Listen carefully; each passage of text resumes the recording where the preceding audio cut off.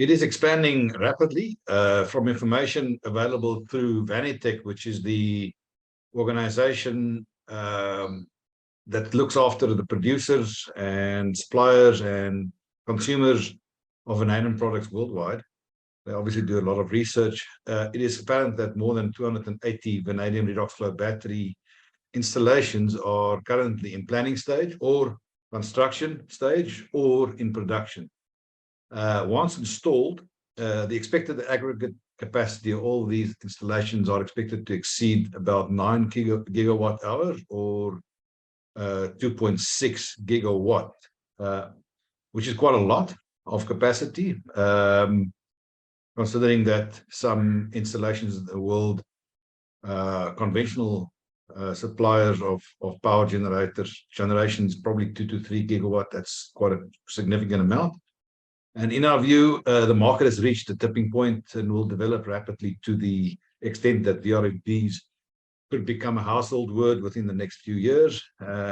Having one of the largest undeveloped vanadium resources in the world, that's now us, and heading towards building a mine, it's our opinion that we look well placed to supply this incoming wave of demand, and hope to be able to do so once we've raised construction funding, which we expect to happen within the next 6 to 9 months.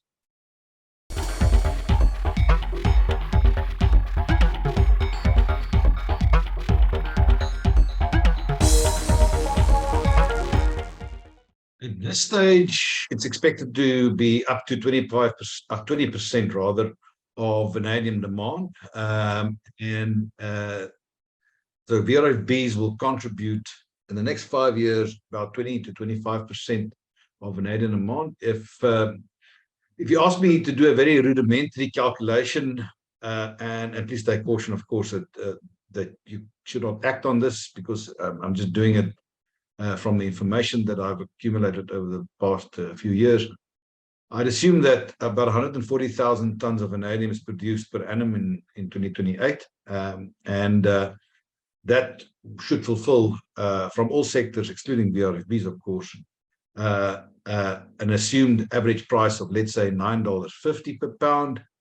In such an event, the value going to producers of vanadium on those metrics I've just mentioned, arising solely from VRFBs, is expected to be about $600 million per annum.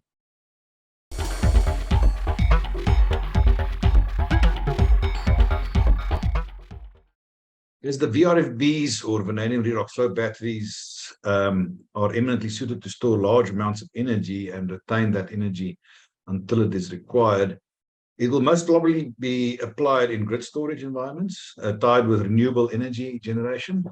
In addition, in grid congested areas where new transmission and distribution lines may be needed, VRFBs can alleviate the stress without the same capital investment and environmental approvals required to build out new lines.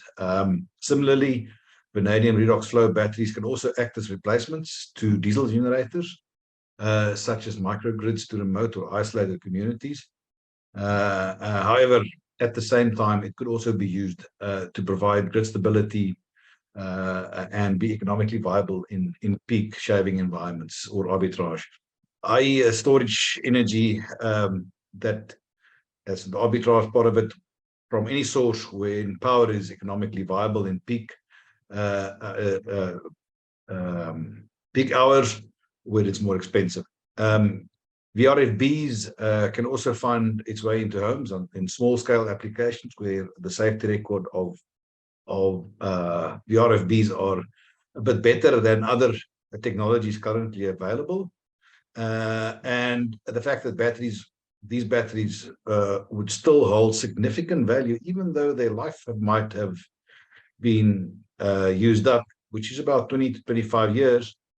The content of the battery, which is the electrolyte, because of its natural state, vanadium pentoxide, or VTO2 or VTO3, VTO4, VTO5, that would then still be usable, and the value of the battery would be exponentially more than any of its counterparts, which has to go through a very expensive process of recycling of batteries. We would like to work with companies that already have progressed quite a lot, like Prolux in Europe and Storen in the US, and Electric in India.